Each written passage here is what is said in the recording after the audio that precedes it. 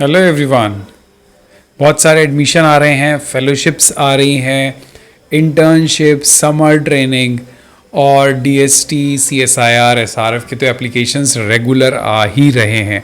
सो इसके ऊपर हम लोग डिस्कस भी कर रहे हैं, रेगुलर अपडेट्स भी ले रहे हैं अपने ग्रुप के अंदर भी और हम पर्सनली भी अपनी मेंबरशिप के थ्रू। अब अगर ऐसे में कोई सेंट्रल यूनिवर्सिटी का फॉर्म आ जाता है तो बहुत अच्छी बात है। तो चलिए उसका अपडेट देख लेते हैं पूरी डिटेल में कि आप कैसे उसके अंदर एलिजिबल हैं and all.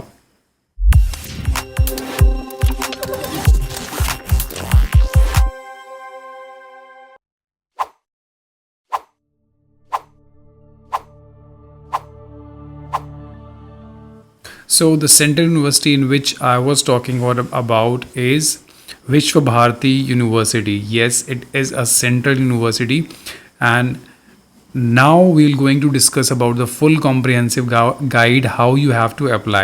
Although UG, PG or school level के programs are also available, but you have to focus on the research or higher studies. So this is central university is located in West Bengal.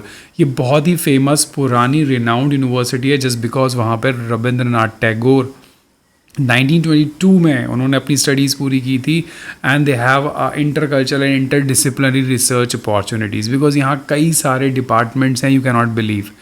तो eligibility criteria, applications, ये सारा हम इसके brochure पे देखते हैं।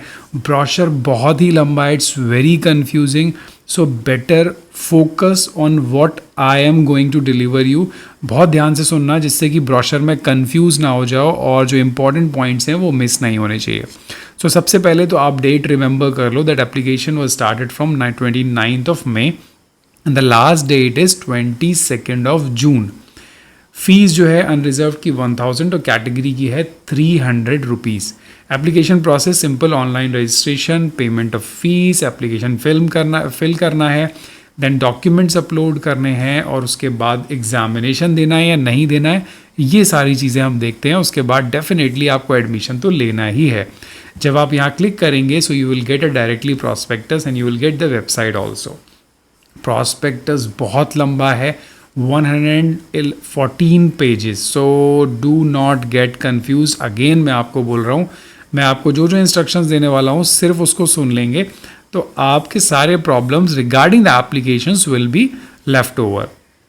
चलो अब मैं आपको डायरेक्टली वहाँ ले जाऊँगा जो चीज़ देखने के बाद that you must remember. Now the fee structure for PhD program and this table really surprised me. I'm serious. I'm seriously surprised after seeing this table. This is the fee structure for the PhD program. This has been categorized in two columns, which is the first is the humanity or social science और दूसरा जो है science और agriculture. अब humanity और social science में अगर आप आ रहे हो तो फर्स्ट ईयर में अगर आप जनरल कैटेगरी से हो सो यू हैव टू पे 15,000 rupees. From second year to 6th year maximum that was. So second year onwards you have to pay 1140 rupees. Yes, it's not 11,000, 1140 rupees. यार इतना fees कम मैंने भी नहीं देखा। मतलब एक महीने की JRF में आप पूरी PhD की फ़ीस ख़त्म कर दोगे तब भी पैसा बचेगा। नाउ अगर आप साइंस और एग्रीकल्चर स्ट्रीम से हो सो फर्स्ट ईयर में 16,040 रुपीज़ एंड सेकेंड ईयर से 1890 रुपये।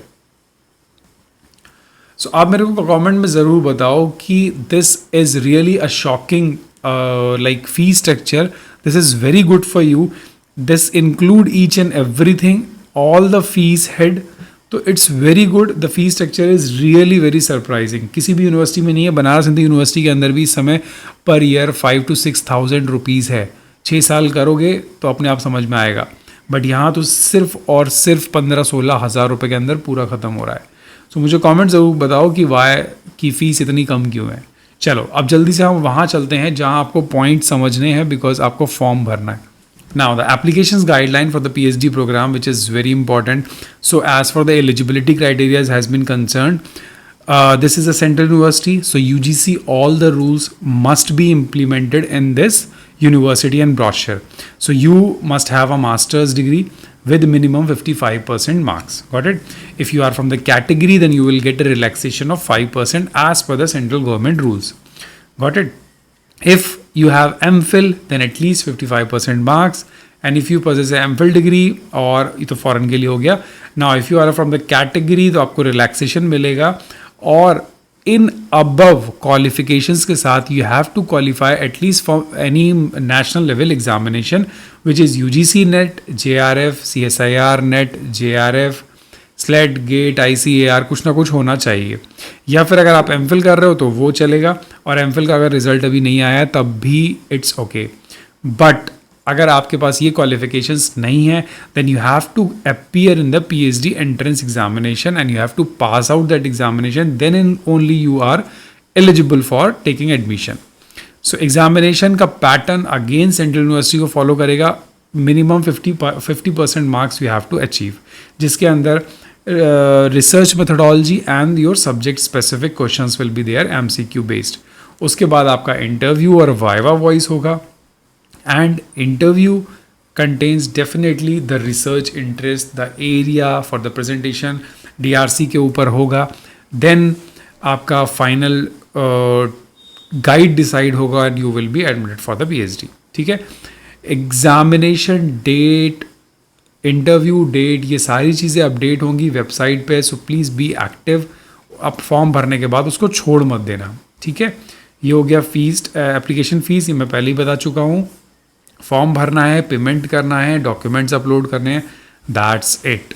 अब यहाँ पे इन्होंने डिपार्टमेंट वाइज, इंस्टीट्यूट वाइज क्या एरिया स्पेशलाइजेशन है, कोड है और टोटल सीट्स है. तो ये आप ध्यान से देख लेना अपने अपने डिपार्टमेंट्स का. देखो 54 यहाँ हो गए. फिर ह्यूमैनिटी और सोशल साइंस के अंदर जो टोटल सीट्स आ रही हैं दैट इज़ 44. फिर साइंस के अंदर भी काफ़ी सीट्स हैं. बायोटेक्नोलॉजी, बॉटनी, अपना कोड ज़रूर याद रखना, 117. तो इस तरीके से इन्होंने डिपार्टमेंट वाइज सीट दे रखी हैं.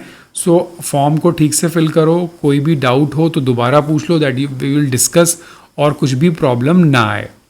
So this is all about. If you have still any doubt, then you can just visit the link which is mentioned in the description box. And again, if you have any doubt, then you can just comment me and clear your doubts.